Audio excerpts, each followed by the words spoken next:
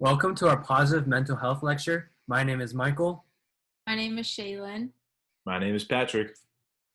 And my name is Farhan. And so for today, we'll be doing our little lesson overview. So we'll just do an introduction and another video, go through the pillars of health again, define what is positive mental health and the flow state, and then relate it back to the mental pillar of health, and then go through some positive activities with you guys. And so for the key messages today, we're gonna go through two of them. So the first one is identify key components of positive mental health. And the second one is describe two ways in which having a positive outlook affects health. All right, so we just want to kick off this lesson with a quick recap of the pillars of health. So we're just going to show a short little video that'll hopefully help to jog your memory.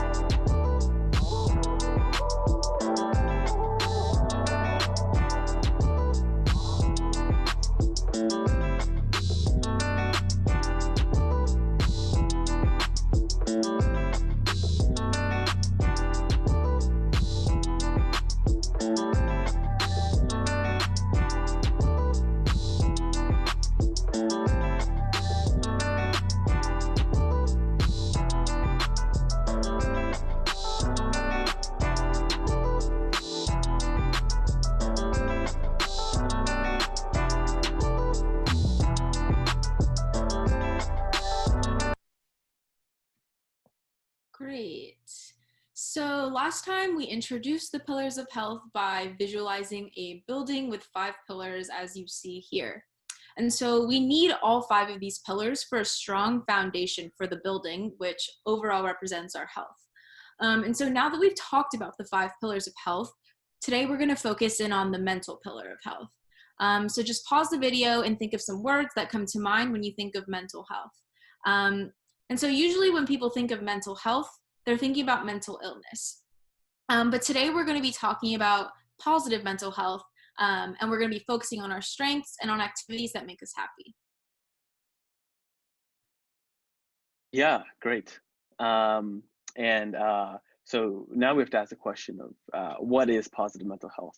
And positive mental health can be defined by focusing on the happiness, on our strengths, on the things that make us feel engaged and make us feel good, and make life feel meaningful. And it's different from the disease model of health, where you see on the left here, where it's all about what's our weaknesses, all about pain, all about going from this negative perception of mental illness, and it's moving towards a positive model where we're really focusing on what makes life worth living, and the positive aspects of health and of mental health specifically. And it's really important to think about this in school, because as you're going through school, if you have like a stronger mindset, and your mood is elevated. I know I would have done so much better in school and my homework and in classes and in extracurricular activities if I were to focus on my strengths and my happiness more. Thanks for telling us about that, Farhan. And as he was saying, it's important to really focus on our strengths and weaknesses, and a really important model of thinking that is developed is called positive psychology, which was first proposed by psychologist Martin Seligman. And it's really the study of what makes our lives worth living. And it really, again, focuses on our strengths and weaknesses and trying to make our weaknesses our strengths so that we can focus more on our mental health rather than mental illness. Because often mental illness overshadows, or which means to cover the significance that can be found in really trying to make our mental health a positive thing, and trying to actually find benefits from focusing on our positive mental health and really making it a positive experience in our lives.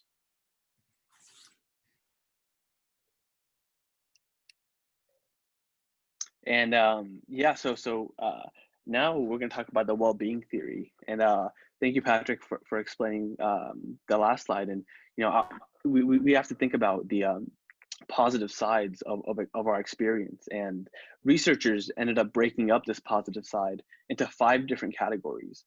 And if we think about these categories and invest time and resources into them, what we can do is we can strengthen our positive mental health and get us to more onto the positive side of that spectrum. So these 5 categories are symbolized by the acronym PERMA. And PERMA stands for, the P stands for positive emotion, the E stands for engagement, the R stands for relationships, the M stands for meaning and purposeful existence, and the A stands for achievement. And the idea of the well-being theory is that if we can emphasize and grow each part of PERMA, and we can grow each part of this pie you see on the screen, we can make our lives shifted towards our positive side and really gain the most happiness and fulfillment out of our lives. Great explanation there of PERMA, Farhan. And it really raises the question, like, what does applying PERMA to your life really look like? And one great example is taking the E part of the acronym, engagement. And when we're able to stay engaged with our relationships and the activities that we're doing every single day, it allows us to achieve an important state of flow, which Michael's going to explain for us here in a second. Yeah, thanks, Patrick. So what is flow? If I read you guys a little quote, flow is a state in which you are so involved in an activity, nothing else matters. And so flow is when you do an activity and you feel this sense of like timelessness. So you feel like time is passing by really quickly. And these activities are typically not too easy where you are bored, but not too challenging where you're super stressed. And so it's somewhere in that golden middle. What's really cool about flow is that flow is unique for each person. So it's depending on your skill level, interest, and other personal characteristics. And with that being said, Shay is going to talk a little bit about what we enjoy to do as flow activities.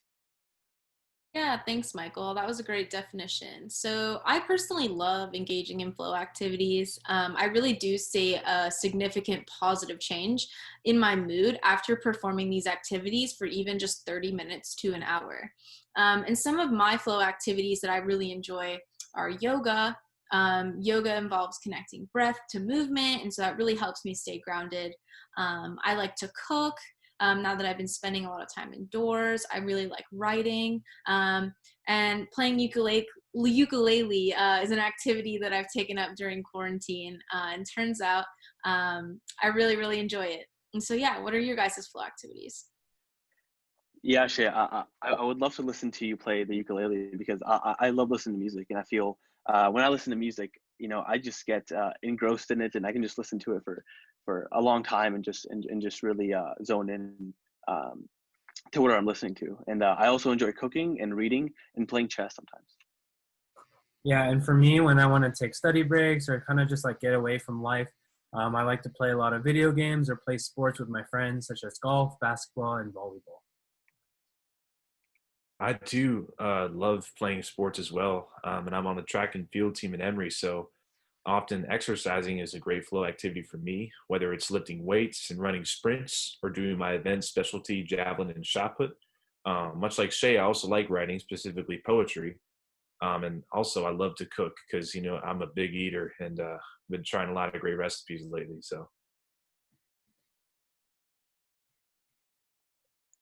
Great, yeah. So far we've talked about flow and the well-being theory and PERMA, and taking a step back, all of these are part of the big mental pillar of health. And this pillar is part of the other 5 pillars that build up our foundation for our overall health.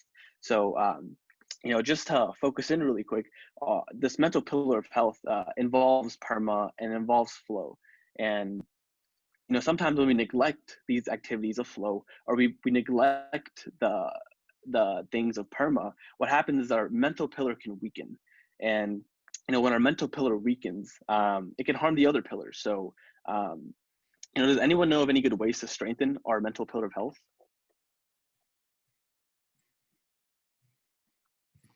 Yeah, through positive activities.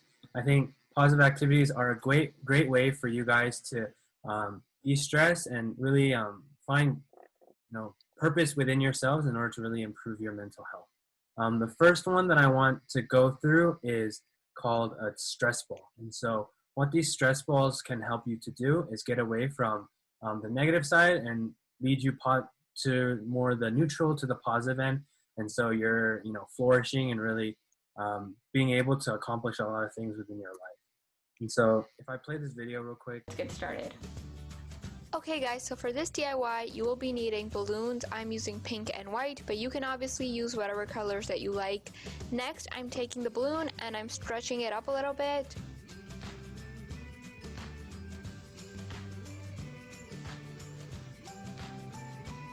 To fill up the balloon, you will be needing some flour. Here, I took a piece of paper and I made a funnel with it. And basically, I'm just filling up the balloon with the flour.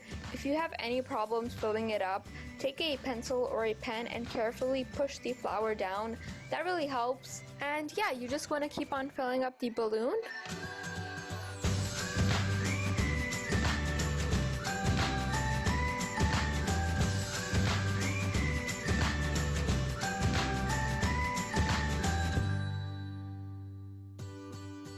Once I was done, I went ahead and I tied a knot.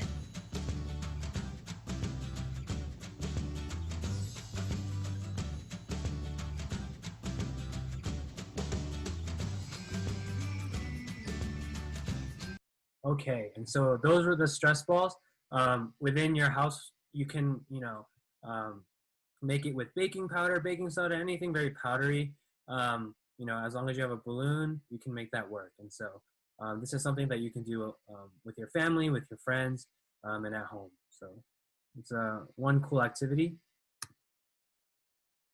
Yeah, so here are just some more positive activities that you guys can participate in to get yourself back to that positive side of the mental health spectrum. And so some of these include writing 3 things that you love about yourself or writing down 3 things that you're grateful for. These 2 ones are really important, especially as students, because it's often really easy for us to compare ourselves to others and see all the negative things in ourselves. And so it's super important to, practice self-love. And so some other activities that you could do are writing a letter of gratitude to someone. You don't really have to give it to them, but if you do, it could be a great segue into the next activity, which is random acts of kindness. Just randomly doing nice things for people, like writing them a letter of gratitude or just holding the door open for someone. So these are just like some great activities that hopefully can help you guys out a lot. And so just take a second and think about some things that you like about yourself and what you're thankful for.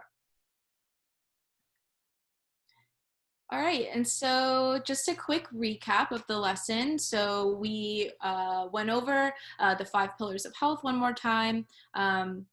Then we went into talking about positive mental health, well-being theory, talking about a lot of positive psychology. Then we went in and talked about flow, talked about our flow activities, just things that we really like to do. And then we went more in depth into the mental pillar of health, and then concluded by talking about some positive activities that you guys can do to bring yourselves back to the positive side of the mental health spectrum. Great, and the key messages we talked about today was, what are the parts of positive mental health, and that includes PERMA, that includes flow, and that includes the positive side of the spectrum. Pat did a great job in the beginning talking about the spectrum. That positive side is what positive mental health is all about. And then we also talked about ways, doing random acts of kindness, having gratitude letters, how that can affect us and keep us keep us well. And if you guys want to practice any of these activities, we made an escape room for you guys. So if you guys want to click the picture or scan the QR code or type in that web address, you guys can do that and have access to the escape room. Great, thanks, Farhan. It looks like a lot of fun. And also, just to end our lesson like we did last lesson, we've provided you guys another crossword puzzle that will allow you to test your knowledge about what we learned today with positive mental health. And to access that, all you got to do is scan the QR code here with your smartphone or use the link above. And again, like we did last time, the crossword puzzle as well as the escape room will be available in the video description. Thank you guys so much. Thank you all for listening. Thank you.